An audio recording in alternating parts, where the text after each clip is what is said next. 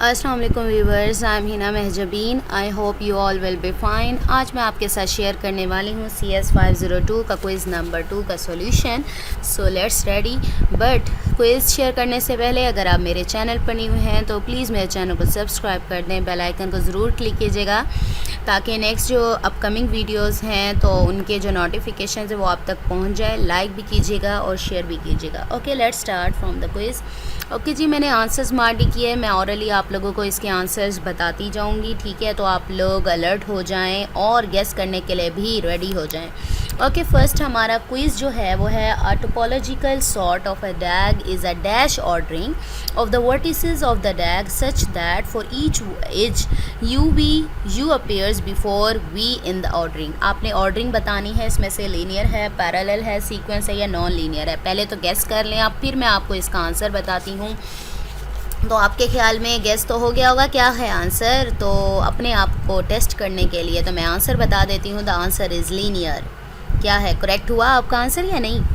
Okay जी, linear है answer इसका, है लीनियर। लीनियर ऑर्डरिंग होती है ऑफ वर्टिसेस की। नेक्स्ट चलते हैं। There exist a unique path between any two vertices of a free tree. Free tree के जो वर्टिसेस के दरमियान जो पाथ होता है वो यूनिक होता है या नहीं होता, तो आप लोगों ने बताना है।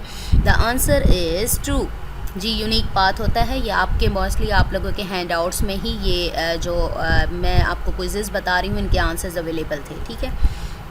ओके जी, नेक्स्ट है हमारा इन strong components algorithm. First of all DFS is run for computing finish times of vertices. अच्छा, ये क्लियरली तो पैराग्राफ में तो नहीं राइट किया हुआ था, एक सेडो कोड दिया हुआ था, यानी प्रोग्राम सा दिया हुआ था, उसमें फर्स्ट लाइन में ही लिखा हुआ था रन DFS। तो मीन्स यही हुआ कि फर्स्टली इसी को ही रन करते हैं कंप्यूट करने के लिए। तो हमारा आंसर क्या होगा? True. The answer is true. Okay, back edge क्या होता है इसमें, यानी बैकवर्ड स्टार्ट करना। तो आप लोगों ने इसमें यूज़ करना है UV where V is ancestor of U in the tree, और UV where U is an ancestor of V in the tree, UV where V is an predecessor of U, U है ना, U हाँ, in the tree none of above। तो आपने इसमें से choose करना है। बैकेज जब होगा तो answer is UV where V is the ancestor of the you in the tree. Backward है तो देखें बैक में यूज़ किया है, यानी वी को पहले राइट किया है, और एंसेस्टर कहलाएगा, यानी उल्टा चलेंगे तो एंसेस्टर पहले वाले को कहते हैं। तो बैकवर्ड है, बैक एज है तो ये उल्टा चलेगा, तो वी पहले आ जाएगा और यू बाद में, ठीक?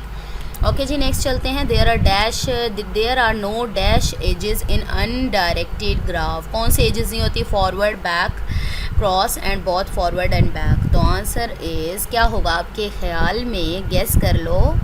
ओके जी, आंसर इज़ क्रॉस, ठीक है? क्रॉस एजेस नहीं होते इसमें। क्या है? There are no cross edges in undirected graph. The answer is cross.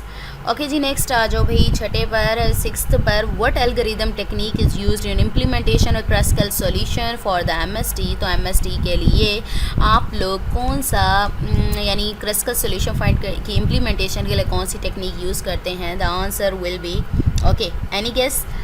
चलें जी, greedy technique. The answer is greedy technique, क्योंकि यहाँ लिखा हुआ था एक तो क्लासिकल का और एक आई थिंक प्रेम का, पता नहीं राइट किया हुआ था कि ग्रीडी टेक्निक यूज़ होती है इसके लिए। The answer is greedy technique. Okay, next, there is a relationship between number of back edges and number of cycles in DFS। तो हमारा जो लिखा हुआ था उन्होंने लिखा था you should not infer that there is simple relationship between back edges and number of cycles. इसका मतलब क्या होगा भाई? किसी ख्याल में ना रहना कि इनके दरमियान में कोई रिलेशनशिप है, कोई सिंपल सा, ठीक है? तो मैंने इसका जो चूज़ किया है वो है there is no relationship between back edges and number of cycles. The answer is this, ठीक? तो नेक्स्ट चलते हैं। In Prim's algorithm at any time the subset of edges A forms a single forest. तो single forest यानी single tree use करता है। तो इसका आंसर क्या होगा प्रिम्स का?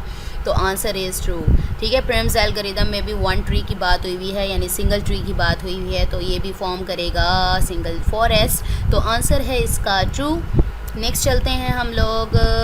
प्रिम्स हो गया हमारा। In classicals algorithm at any time the subset of edges A forms a single tree. देखें, प्रिम्स में पहले पूछा हुआ था और इसमें पूछा हुआ था। तो प्रिम्स में तो चलो है ना, सिंगल ट्री की फॉरेस्ट की बात हुई है तो ये कर लेगा। और यहाँ पर जो क्लासिकल है, मैं वैसे ओपन करके बैठी थी, मैं दिखा दूँ शायद हो, मैंने नहीं, यहाँ पर तो नहीं है।